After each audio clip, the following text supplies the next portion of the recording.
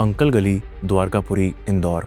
10 फरवरी 2025 की दोपहर 3:25 पर रिकॉर्ड हुई इस सीसीटीवी फुटेज में पीयूष और खुशबू साथ में जाते हुए नजर आते हैं। खुशबू के हाथ में जहां सफेद रंग का पॉली बैग है, वहीं दोनों हाथों में मोबाइल फोन पकड़े पीयूष उसे चलाने में बिजी है। लेकिन बेहद नॉर्मल सी दिख रही ये फुटेज कहानी के उस मोड़ की तरफ रुख कर रही थी जहां अंजाम बेहद खौफनाक होने वाला था। उसी रात 11 बजे खुशबू की छोटी बहन के फोन पर खुशबू का मैसेज आता है कि पापा से कहना वो घर लौटेगी, पर अभी नहीं। यह बात जब उसके फादर को पता चलती है तो वो घबरा जाते हैं, और यह डर लाजमी भी था क्योंकि दिन में तो वो उन्हीं के साथ आधार कार्ड ठीक कराने के लिए घर से निकली थी और उन्होंने ही खुशबू को कलेक्ट्रेट के पास छोड़ा था। अब अचानक से इस तरह का मैसेज पढ़ वो उसे कॉल करने लगे, लेकिन खुशबू का फोन स्विच ऑफ आ रहा था।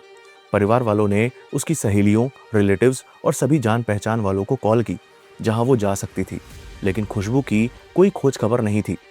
एक तरफ जहां फिक्र में डूबे घर वाले खुशबू के बारे में पता कर रहे थे, वहीं दूसरी तरफ उसी रात खुशबू के कॉलेज के ऑफिशियल व्हाट्सएप ग्रुप में 11 आपत्तिजनक वीडियोस पोस्ट होते हैं जो एक कपल के इंटीमेट मोमेंट्स के थे।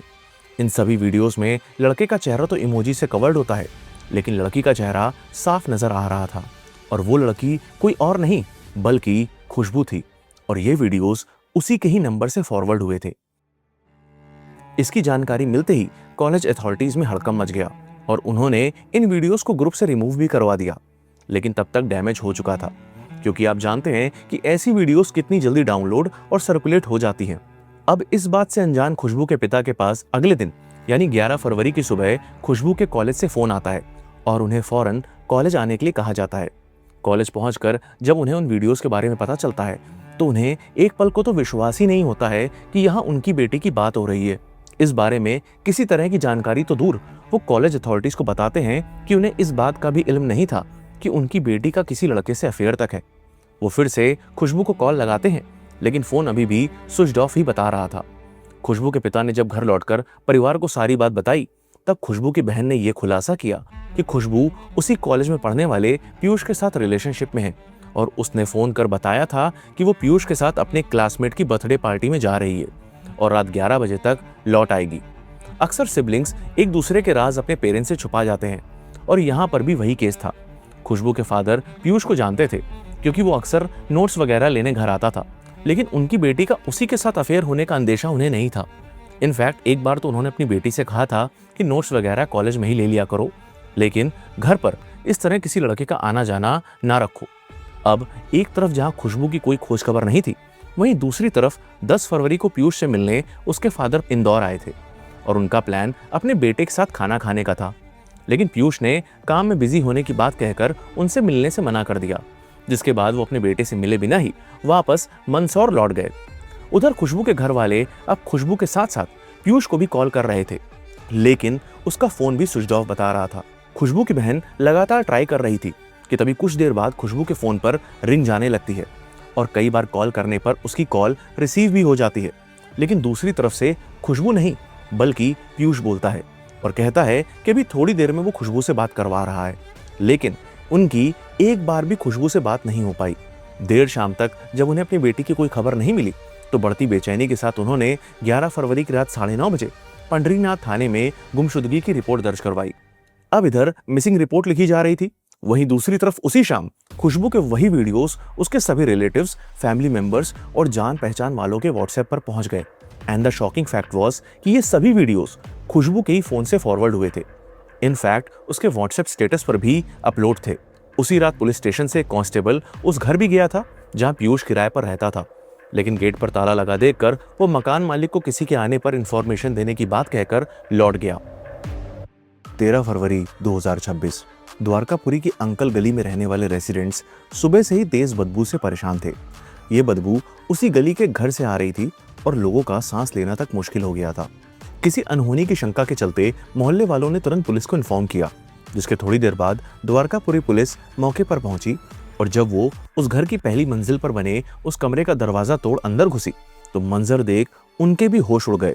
कमरे के अंदर बिस्तर पर एक लड़की की पार्शियली डिकम्पोज्ड लाश पड़ी हुई थी और उसके शरीर पर एक भी कपड़ा नहीं था। बॉडी के डिकम्पोज स्टेट को देखकर लग रहा था कि डेथ को 48 घंटे से ज्यादा का समय बीत चुका है। उस कमरे में खून से सना रुमाल और बेडशीट, आधी पकी मैगी और बियर के कैंस भी मिले। पुलिस ने बॉडी को पोस्टमार्टम के लिए भेजा और शिनाख्त के लिए खुशबू के पिता को बुलाया, लेकिन बॉडी की डिकम्पोज स्टेट को देखते हुए पुलिस ने लाश के पैरों में मौजूद सॉक्स को आइडेंटिफिकेशन के लिए यूज किया। जब शिनाख्त के लिए यही सॉक्स खुशबू के फादर को दिखाए गए तो एक पल में ही उनकी दुनिया ही हिल गई।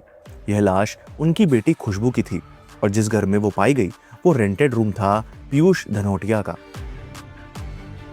इस केस की डिटेल्स जितनी डरावनी है उससे कहीं ज्यादा खौफनाक है वो वजह, वो मानसिकता जो हमें ये सवाल पूछने पर मजबूर करती है कि आखिर इंसान के अंदर का अंधेरा इतना गहरा कब से हो गया और क्या आज भी इंसानियत वाकई जिंदा है या सिर्फ एक लफ्ज बनकर रह गई है। Welcome to the show. My name is Shashwat and you are watching the chilling case of deadly obsession. Dwarkapuri की अंकल गली के इस घर में एक लड़की की लाश से हड़कंप मच गया था। पुलिस के साथ साथ मीडिया भी इकट्ठा हो चुकी थी। जिस बेटी की तलाश एक पिता कर रहा था उसका अंत इस हाल में होगा यह कोई बुरे सपने में भी नहीं सोच सकता था।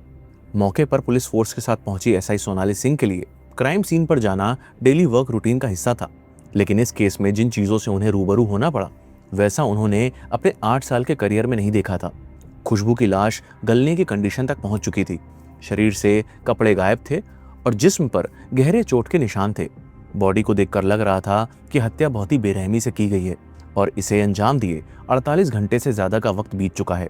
मंजर ऐसा कि खुद एसआई सोनाली सिंह की आंखें नम हो गई। चूंकि यह एक लड़की का शव था इसलिए initial proceedings SI Sonali Singh नहीं की। खुशबू के सीने पर चाकू से इतने वार किए गए थे कि एक चाकू पूरी तरह से मुड़ गया था, जिसके बाद कातिल ने दूसरे चाकू का इस्तेमाल किया था। ये दोनों ही चाकू, एडहेसिव टेप और खून से सने कपड़े भी पुलिस को बरामद हुए। बॉडी की कंडीशन ऐसी हो गई थी कि पोस्टमार्टम करने वाली मेडिकल टीम तक सहम गई। महिलाओं से जुड़े ऐसे जघन्य मामलों में मिनिमम 3 डॉक्टर्स का पैनल होता है और जनरली लिमिटेड सैंपल्स लिए जाते हैं, लेकिन यहाँ हालत देखते हुए डॉक्टर्स ने बॉडी से लगभग 12 सैंपल्स जांच के लिए कलेक्ट किए। पुलिस को अब तलाश थी पीयूष की, जो इस वक्त लापता था और उसका फोन भी स्विच ऑफ आ रहा था। क्योंकि क्राइम सीन पर खुशबू का भी फोन नहीं मिला था इसलिए पुलिस ये मानकर चल रही थी कि हो ना हो उसका फोन भी पीयूष के पास है। जहां क्राइम सीन पर एफएसएल की टीम जांच कर रही थी वहीं पुलिस ने आसपास के सीसीटीवी कैमरास को खंगालना शुरू किया और उसी में उन्हें 10 फरवरी की दोपहर लगभग 3:30 बजे पीयूष और खुशबू साथ जाते नजर आए। एंड उसी शाम 7 बजे पीयूष कंधे पर बैग टांगे अकेले जाता हुआ दिखाई दिया। अब पुलिस की 2 टीमें मंदसौर और आसपास के डिस्ट्रिक्ट्स में घेराबंदी कर पीयूष की खोज में लग गईं। सीसीटीवी फुटेज में पीयूष के हाथ में 2 मोबाइल फोन साफ नजर आ रहे थे, जिसमें से एक जहां तक खुशबू का था, इसलिए पुलिस ने दोनों मोबाइल नंबर्स को कंटिन्यूअस सर्वेलेंस पे लगा दिया। आखिरकार इसका फायदा भी मिला जब पीयूष ने खुशबू का मोबाइल फोन ऑन किया। पीयूष की लोकेशन गोवा में ट्रेस हुई, जो लगातार मूव हो रही थी। पीयूष गोवा से महाराष्ट्र के पनवेल और फिर मुंबई के अंधेरी पहुंचा, जहां फाइनली एमपी पुलिस ने मुंबई पुलिस की मदद से उसे 15 फरवरी की अर्ली मॉर्निंग में अरेस्ट कर लिया। पुलिस ने बताया कि जब उन्होंने पीयूष को सादी वर्दी में चेस किया तो उसे लगा कि कुछ लोग उसे लूटने आ रहे हैं, इसलिए वो खुद को बचाने के लिए पुलिस स्टेशन की तरफ भागा, लेकिन उन्होंने उसे पकड़कर गिरफ्तार कर लिया। इंदौर से करीब 200 किलोमीटर दूर मध्य प्रदेश के मंदसौर डिस्ट्रिक्ट के कालाखेत एरिया में पीयूष धनोटिया का घर है। कमर्शियल मार्केट जोन में बना यह घर कुछ ही सालों पहले तैयार हुआ था, जहां पीयूष का परिवार लगभग 4-5 साल पहले शिफ्ट हुआ था और नीचे बनी दुकान पिता ने करीब 7,000 रुपए महीने के किराए पर दे रखी थी। पीयूष के पिता घनश्याम मंदसौर में किराना की दुकान चलाते हैं। पीयूष घर का इकलौता बेटा है और उसकी 2 बहनें हैं, जिसमें से उसकी बड़ी बहन की हाल में ही सगाई हुई थी। पीयूष का जन्म रतलाम के पास बाजना गांव में हुआ था, जो उसका ननिहाल था, लेकिन उसकी पूरी पढ़ाई मंदसौर में ही हुई थी। पिछले साल उसने आगे की पढ़ाई के लिए इंदौर जाने की जिद की और आखिरकार अगस्त 2025 के लास्ट वीक में उसे एमबीए कोर्स में एडमिशन दिलाया गया। 1 महीने बाद सितंबर 2025 के अराउंड पीयूष अपने पिता के साथ इंदौर आया और अरविंदो एरिया के पास एक रेंटेड रूम लिया, जहां एक और लड़का उसका रूममेट था। लेकिन कुछ ही दिनों बाद पीयूष ने घर फोन करके बताया कि वो रूम चेंज करना चाहता है, क्योंकि उसका रूममेट हुक्का पीता है और नशे करता है। पिता ने यह सुनकर उसे सलाह दी कि किसी झगड़े में पड़ने की बजाय कोई नया कमरा ढूंढ लो। अब चूंकि एडवांस दे दिया गया था, इसलिए पिता ने उसके दोस्त से बात करके आधी रकम वापस दिलवाई। उसके बाद पीयूष ने एक और जगह as a paying guest room ले लिया, लेकिन द्वारकापुरी में उसने कब और कैसे अलग से मकान किराए पर लिया, इसकी जानकारी परिवार को नहीं थी। पिता के मुताबिक मकान मालिक से भी उसने चुपचाप बिना घर वालों को बताए किसी तीसरे व्यक्ति के थ्रू बात करवाई थी। कम बोलने वाला और ज्यादा मेलजोल ना रखने वाला 25 साल का पीयूष ज्यादातर घर में ही रहता था। उसके बहुत कम दोस्त थे और वो घर से भी कम ही निकलता था। कहने को तो एक धार्मिक परिवार, एक MBA स्टूडेंट बेटा, एक सीधी सादी जिंदगी, लेकिन कहानी कभी भी सिर्फ उतनी नहीं होती जितनी ऊपर से दिखती है। इंदौर में MBA की पढ़ाई के दौरान ही पीयूष की मुलाकात अपनी बैचमेट 24 साल की खुशबू से हुई। लगभग 6 महीने पहले ही 24 सितंबर 2025 को दोनों पहली बार प्रॉपरली मिले और शुरुआत एक नॉर्मल क्लासरूम इंटरेक्शन से हुई। प्रैक्टिकल असाइनमेंट के दौरान पीयूष ने खुशबू की काफी हेल्प की, नोट शेयर करना, प्रोजेक्ट समझाना, प्रेजेंटेशन प्रिपेयर करना। धीरे धीरे एकेडमिक सपोर्ट दोस्ती में बदल गया। कैंपस के अंदर शुरू हुई बातचीत कैंटीन तक पहुंची, फिर पर्सनल कॉल्स और लेट नाइट चैट्स तक। जो शुरुआत एक क्लासमेट वाली कंफर्ट से हुई थी, वो कुछ ही हफ्तों में इमोशनल और रोमांटिक अटैचमेंट में बदल गई। बाहर से देखा जाए तो ये दो यंग MBA स्टूडेंट्स की एक मॉडर्न लव स्टोरी लगती थी, लेकिन यहाँ से कहानी सिर्फ रिलेशनशिप तक सीमित नहीं रही। पीयूष खुशबू से शादी करना चाहता था और शादी को लेकर उसका ऑब्सेशन इस कदर था कि उसने एक सिंबॉलिक मैरिज सीन क्रिएट किया। उसने कमरे में दिए जलाए और खुशबू के साथ उस दिए के 7 फेरे लेते हुए खुशबू को मंगलसूत्र भी पहनाया, जैसे वो अपनी दुनिया में उसे अपनी पत्नी मान चुका हो। लेकिन यहां से ही कॉन्ट्राडिक्शन शुरू हुआ। खुशबू चाहती थी कि पीयूष उसे ओपनली एक्सेप्ट करे, परिवार से बात करे, यह रिश्ता सबके सामने लाए, लेकिन पीयूष इसके लिए रेडी नहीं था। अब कमिटमेंट का यह गैप धीरे धीरे टेंशन में बदलने लगा और वक्त के साथ पीयूष का नेचर भी चेंज होने लगा। पुलिस इन्वेस्टिगेशन में सामने आई चैट्स ने दिखाया कि वो हाईली पॉजेसिव और जेलस हो चुका था। उसे पसंद नहीं था कि खुशबू किसी और लड़के से बात करे, चाहे वो सिर्फ क्लासमेट हो, पुराना दोस्त हो या फॉर्मर बॉयफ्रेंड। और उसका यह शक सिर्फ सोच तक सीमित नहीं था। पीयूष के पास खुशबू के फोन का एक्सेस था, जिस वजह से वो उसकी प्राइवेट चैट्स चेक करता रहता था। कौन मैसेज कर रहा है, किससे बात हो रही है, किस ऐप पर ऑनलाइन है, हर चीज उसके लिए ट्रिगर बनने लगी। खुशबू की छोटी बहन के मुताबिक पीयूष उसका डिजिटल वॉलेट भी कंट्रोल करता था और कई बार उससे पैसे भी लिए थे। इसी वजह से खुशबू को वॉलेट का पासवर्ड चेंज करना पड़ा, लेकिन पासवर्ड बदलने के बाद भी पीयूष ने उससे 1800 रुपए ले लिए। लगभग 1 महीने पहले गुस्से में पीयूष ने खुशबू का मोबाइल तोड़ दिया था। बाद में रिपेयर करवाने के नाम पर फोन अपने साथ ले गया। रिपेयर का पैसा भी छोटी बहन ने दिया। यह सिर्फ गुस्सा नहीं था, यह कंट्रोल था। एक पर्टिकुलर ऐप को लेकर दोनों के बीच बार बार झगड़े होते थे। पीयूष को शक था कि खुशबू उस ऐप पर दूसरे लड़कों से बात करती है, लेकिन छोटी बहन ने पुलिस को बताया कि वो ऐप उसने अपनी सहेलियों से बात करने के लिए खुशबू के फोन में डाउनलोड की थी और यह बात पीयूष को भी बताई थी, लेकिन वो मानने को तैयार नहीं था क्योंकि उसका शक उसकी रियलिटी से बड़ा हो चुका था। पीयूष पुलिस के सामने जिन लड़कों के नाम लेता रहा, वो सिर्फ खुशबू के नॉर्मल दोस्त थे, लेकिन उसके लिए हर नाम एक खतरा बन गया था और हर कन्वर्सेशन एक धोखा। छोटी बहन ने खुशबू को कई बार समझाया था कि वो पीयूष से दूरी बना ले क्योंकि ये लड़का ठीक नहीं है, और इसी बात पर हुए झगड़े में पीयूष ने उसका फोन तोड़ दिया था। उसके बाद खुशबू ने कुछ वक्त के लिए उससे बात करना बंद कर दिया, लेकिन पीयूष को यह मंजूर नहीं था। वो उसे मनाने की कोशिश करता रहा क्योंकि खुशबू का उसे इग्नोर करना बर्दाश्त के बाहर हो रहा था। इसलिए वो खुशबू को धमकाने लगा कि वो उसे ऐसे भूलने नहीं देगा। पीयूष का खुशबू के लिए प्यार बहुत कम वक्त में पॉजिटिवनेस का रूप ले चुका था, और जब किसी रिलेशन में प्यार से ज्यादा ओनरशिप आ जाए तो कहानी अक्सर अच्छे मोड़ पर खत्म नहीं होती। जनवरी 2026 में पीयूष मंदसौर अपने घर आया हुआ था। पहले तो घर का माहौल नॉर्मल था, लेकिन एक दिन सब कुछ बदल गया। एक दिन पीयूष के फादर ने उसके मोबाइल में उसकी एक लड़की के साथ क्लोज फोटोज देख ली। सिर्फ नॉर्मल दोस्त वाली फोटोज नहीं, बल्कि ऐसी तस्वीरें जो बता रही थी कि ये रिश्ता दोस्ती से आगे बढ़ चुका है। पहले पीयूष ने बचने की कोशिश की, बोला सिर्फ फ्रेंड है, लेकिन जब बात थोड़ी सख्ती से पूछी गई तो वो टूट गया और उसने एक्सेप्ट कर लिया कि वो उस लड़की को पसंद करता है। घर में सवाल सीधा पूछा गया कि इंदौर पढ़ने गए हो या ये सब करने। यहीं से प्रेशर शुरू हुआ। इंदौर लौटकर पीयूष ने खुशबू को सब कुछ बताया। फिर एक दिन उसने अपने फादर की बात खुशबू से करवा दी। पीयूष के पिता ने दोनों को समझाया कि पहले पढ़ाई कंप्लीट करो, लाइफ में सेटल हो जाओ, शादी का फैसला वक्त आने पर फैमिली करेगी, नहीं तो पीयूष को वापस मंदसौर बुला लेंगे। उनकी बात सुनकर खुशबू ने उनसे वादा करते हुए कहा कि अंकल आपकी कसम, हम दोनों सिर्फ पढ़ाई पर ही फोकस करेंगे, आप पीयूष को वापस मंदसौर मत बुलाइए। लेकिन इमोशंस तो कसम से नहीं रुकते। 26 जनवरी को जब पीयूष ने खुशबू को मिलने बुलाया तो उसकी छोटी बहन भी साथ में थी। खजराना से वापस आते वक्त ई रिक्शा में ही दोनों के बीच बहस शुरू हो गई। बात इतनी बढ़ गई कि पीयूष चलती ई रिक्शा से ही कूद गया। पब्लिक जगह पर गुस्सा, ड्रामा और समझाने बुझाने का खेल ये सब बताने लगा कि दोनों के रिलेशन में एक अनस्टेबिलिटी आ गई थी और इस वक्त तक पीयूष भी बदल चुका था। उसके मन में ये बात बैठ गई थी कि कहीं सच में खुशबू उसे छोड़ ना दे। खुशबू के फ़ोन पर नज़र रखना, उसकी चैट चेक करना, कौन मैसेज कर रहा है, कौन कॉल कर रहा है, ये सभी हरकतें पीयूष की बढ़ी हुई पॉसेसिवनेस को शो कर रही थी। उसे पसंद नहीं था कि खुशबू किसी और लड़के से बात करे, चाहे वो क्लासमेट हो या पुराना दोस्त। फिर एक और चीज़ ने उसे और भी ज़्यादा पागल कर दिया। जब खुशबू ने पीयूष की हरकतों से तंग आकर लगभग 15 दिन तक उससे बात करना बंद कर दिया। ना वो कॉल पिक करती और ना ही मैसेजेस का रिप्लाई करती। अब एक पॉसेसिव इंसान के लिए तो इस तरह की घोस्टिंग सबसे बड़ा ट्रिगर होती है। पीयूष को यह रिलेशनशिप हाथ से निकलता हुआ दिखने लगा। उसे लगने लगा कि चीज़ें उसके कंट्रोल से बाहर जा रही हैं। और जब किसी इंसान को लगता है कि वो किसी चीज़ को खोने वाला है तो कभी कभी वो उसे कंट्रोल करने की कोशिश करता है। यहीं से ये लव स्टोरी प्रॉब्लम बनी और प्रॉब्लम धीरे धीरे ऑब्सेशन। 10 फरवरी 2026।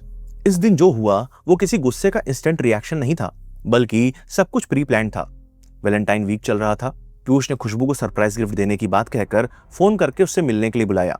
इस मुलाकात से पहले ही वो मेडिकल स्टोर गया और वहां से सेक्स पावर बढ़ाने वाली गोलियां खरीदकर खा ली। लगभग 3:30 बजे वो खुशबू को लेकर अपने रूम पर गया। उस वक्त तक दोनों के बीच पिछले 15 दिनों की दूरी और टेंशन मौजूद थी।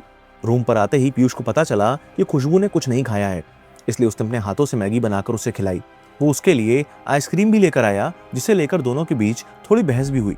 फिर बात सेक्सुअल रिलेशन पर आ गई, जहां पीयूष ने सेक्सुअली इंटीमेट होने के लिए इनिशिएट किया, लेकिन खुशबू ने तबीयत खराब होने की बात कहकर पीयूष को मना कर दिया। अब पुलिस के मुताबिक यहीं से सिचुएशन एस्केलेट हुई। पीयूष अंदर ही अंदर भड़क उठा, क्योंकि उसने खुशबू के साथ इंटीमेट होने का प्लान बना रखा था और इसी वजह से उसने पहले ही सेक्स पावर बढ़ाने वाली दवा खा रखी थी। लेकिन खुशबू का यूं मना कर देना उसे एक रिजेक्शन की तरह दिखा। पीयूष ने अपना टोन बदला और खुशबू से कहा कि वो उसे सरप्राइज गिफ्ट देना चाहता है, लेकिन गिफ्ट देखने से पहले उसे आंखों पर पट्टी बांधनी होगी। बदकिस्मती से खुशबू इसके लिए मान गई, क्योंकि उसे अंदाजा नहीं था ये सरप्राइज नहीं, साजिश है। पहले पीयूष ने खुशबू की आंखों पर पट्टी बांधी, फिर बातों में फंसाकर हाथ पैर भी बांध दिए। हाथ पैर बंधे होने के चलते खुशबू चाह कर भी रेजिस्ट नहीं कर सकती थी। वो खुद को छुड़ाने के लिए लाख कोशिश कर रही थी, लेकिन कोई फायदा नहीं था। इसलिए जब खुशबू ने शोर मचाना शुरू किया तो पीयूष ने उसके मुंह पर कपड़ा ठूसकर उसका बलात्कार कर दिया। पीयूष इतने पर ही नहीं रुका, क्योंकि इसके बाद वो खुशबू के सीने पर बैठकर तब तक उसका गला दबाता रहा जब तक उसकी सांसें थम नहीं गई। हैवानियत की दास्तान इतने पर ही नहीं रुकी। थोड़ी देर तक लाश के पास बैठने के बाद वो फूटी कोठी एरिया में बियर शॉप से बियर लेकर लौटा और वहीं खुशबू की बॉडी के पास बैठकर उसे पीने लगा। अब सेक्स पावर बढ़ाने वाली दवाओं में मौजूद सिल्डेनाफिल सिट्रेट जब अल्कोहल से रिएक्ट करती है तो यह इनहिबिशंस यानी संकोच या हिचकिचाहट को कम और डिसीजन मेकिंग को इम्पेयर करती है, जिसके चलते रिस्की सेक्सुअल बिहेवियर्स ट्रिगर हो सकते हैं। और इस केस में तो पीयूष के अंदर पहले ही सनक सवार थी। अब पीयूष जो करने वाला था वो हैवानियत शब्द को भी छोटा साबित कर देगा। पीयूष ने नशा करने के बाद खुशबू की डेड बॉडी के साथ अगले 2.5 घंटों तक गलत काम किया, और जब इतने में भी उसका गुस्सा शांत नहीं हुआ तो उसने खुशबू के सीने पर चाकू से इतने वार किए कि चाकू की ब्लेड टूटकर उसके सीने में ही धंस गई। अपनी हवस मिटाने के बाद पीयूष ने कपड़े बदले, खुशबू का मोबाइल फोन अपने साथ लिया, रूम को बाहर से लॉक किया और बैग लेकर रात में सरवटे बस स्टैंड को निकल गया, जहां से उसने अपनी मूवमेंट को प्लान किया और एक नया सिम कार्ड खरीदा। उसी रात उसने खुशबू के फोन से अपने और खुशबू के रिकॉर्ड किए गए इंटीमेट वीडियोस को एडिट करते हुए उसमें सिर्फ अपना चेहरा छुपाकर कॉलेज के व्हाट्सएप ग्रुप में फॉरवर्ड कर दिया। इंदौर से मुंबई पहुंचकर वो लोकल ट्रेन और मेट्रो में भटकता रहा, और जब पुलिस ने उसे अंधेरी मुंबई से अरेस्ट किया तो सबसे पहली बात उसने पुलिस से कही कि सर, मुझसे गलती हो गई, मैंने अपनी गर्लफ्रेंड को मार डाला है, जिसके लिए मुझे फांसी होनी चाहिए। पुलिस को उसके बैग से एक लेटर भी मिला जो कुछ यूं लिखा था, मैंने अपनी गर्लफ्रेंड को मार दिया, क्या प्यार करना गलत है? हम दोनों बहुत अच्छे से रहते थे। हमारे प्यार की शुरुआत कॉलेज से हुई थी, लेकिन जब हम कॉलेज में थे तब हमारी नज़दीकियां लोगों को बहुत बुरी लगती थी। हमारे रिलेशनशिप को नज़र लग गई थी।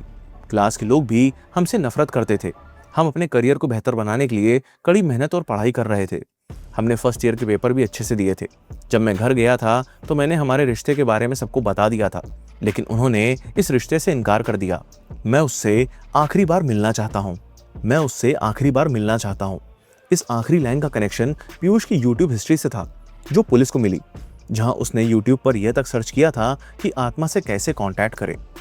अब अगर आपको इसके माफीनामे और गिल्ट को देखकर लग रहा है कि इसे पछतावा हो रहा है, तो उसके मीडिया में दिए गए बयान और उसके रवैये पर गौर करिएगा। कुछ नहीं हुआ, छोड़ो, जो हो गया यार, छोड़ दो ना, क्या करोगे जान के। तो सबको कारण बताऊंगा अच्छे से, टाइम आएगा। इनफैक्ट वो पुलिस स्टेशन में मौजूद एक और अपराधी से पूछता है कि इस केस में मुझे कितनी सजा होगी, और ये भी कहता है कि वो जेल में रहकर पढ़ाई करेगा और आराम से छूटकर बाहर आ जाएगा। ऐसा ब्रूटल क्राइम अंजाम देने के बाद पीयूष के इस रिमोर्सलेस बिहेवियर ने हर किसी का खून खौला दिया। पीयूष बिना किसी शिकन के पुलिस के साथ क्राइम सीन पर भी गया और एक एक डिटेल देते हुए क्राइम को रिक्रिएट किया। यह कहानी किसी मॉन्स्टर की नहीं, बल्कि उन फ्लॉज की है जो हम सबके अंदर छोटी सी फॉर्म में मौजूद होते हैं। जेलिसी, ईगो, पॉसेसिवनेस और कंट्रोल। फर्क बस इतना था कि यहाँ ये काबू के बाहर हो गई, और जब रिजेक्शन आया तो चोट सीधा ईगो पर लगी। ये पीयूष की लाइफ का पहला अफेयर था। पहली बार वो घर से बाहर निकला था, दूसरे शहर में रह रहा था, पहली गर्लफ्रेंड, सिर्फ 6 महीने का रिलेशनशिप। सो एक नया शहर, नया फेज, नया प्यार। इमोशनली वो ऐसी इमेच्योर स्टेज पर था जहां अटैचमेंट बहुत तेजी से ऑब्सेशन बन गया।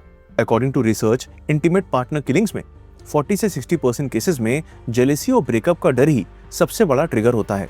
कुछ लोग नो को बस एक जवाब नहीं समझते, वो उसे अपनी हार समझते हैं, अपनी अथॉरिटी को चैलेंज समझते हैं। यहाँ भी वही पैटर्न दिखता है।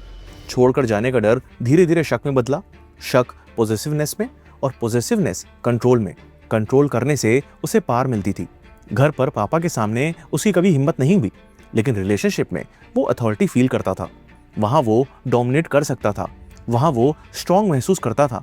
घर वालों की उसके रिलेशनशिप में दखलंदाजी, खुशबू का उससे बीते 15 दिनों से बात ना करना, और फिर इंटीमेट होने से मना कर देना, इन सब ने उसके मन में बैठे शक के कीड़े को बड़ा कर दिया।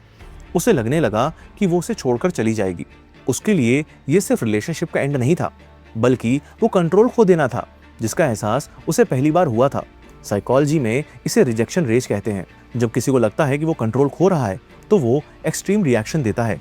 Strangulation, multiple stab wounds, overkill, और फिर सबसे एक्सट्रीम फॉर्म, डेथ के बाद सेक्सुअल एक्ट। साइकोलॉजी में इसे स्यूडोनेक्रोफिलिया कहा जाता है। मतलब लाइफ लॉन्ग कॉप से अट्रैक्शन नहीं, बल्कि situation based act. As per research इसका एक ही मोटिव होता है, अनरेजिस्टिंग पार्टनर। जिंदा इंसान नो बोल सकता है, लेकिन डेड बॉडी नहीं। लिविंग रिजेक्शन ने उसका ईगो तोड़ दिया था, इसलिए डेथ के बाद उसने कंट्रोल का इल्यूजन क्रिएट किया। बॉडी के पास बैठना, शराब पीना, स्पिरिट को बुलाने की कोशिश, फिर मैसेज लिखना कि मैंने गलत किया। ये मिक्स्ड डिनायल और गिल्ट का पैटर्न है। जैसे वो एक्सेप्ट नहीं कर पा रहा था कि जो खत्म हो चुका है वो वापस नहीं आएगा। ये कैलकुलेटेड सीरियल पैटर्न नहीं, बल्कि ये रिएक्टिव था। ये पर्सनालिटी फ्लॉस का एक्सट्रीम केस था। Most intimate partner killings sudden नहीं होती, उनके पहले वार्निंग साइंस होते हैं। और यह पॉइंट ले जाता है हमें इस केस के मैसेज की तरफ। देखिए, हर लड़का डेंजरस नहीं होता, लेकिन हर डेंजरस आदमी शुरू में बिल्कुल नॉर्मल ही लगता है। चार्मिंग, केयरिंग, प्रोटेक्टिव, कभी कभी इतना अटेंटिव कि आपको लगेगा कि ये तो बस मुझसे ही प्यार करता है। लेकिन प्रॉब्लम तब शुरू होती है जब प्यार धीरे धीरे कंट्रोल में बदलने लगे, जब आप बाउंड्री सेट करो और वो आपको गिल्ट फील करवाए, जब नो बोलने पर वो हर्ट नहीं बल्कि हॉस्टाइल हो जाए, जब सेक्स को चॉइस नहीं ऑब्लिगेशन समझा जाए, जब वो इमोशनल ब्लैकमेल करे कि अगर तुम मुझे छोड़ दोगी तो मैं कुछ गलत कर दूंगा। तो समझ लीजिए ये अटैचमेंट नहीं बल्कि इमोशनल मैनिपुलेशन है। और याद रखिए, एक्सट्रीम वायलेंस कभी अचानक नहीं होता, उसके पहले छोटे छोटे सिग्नल्स होते हैं।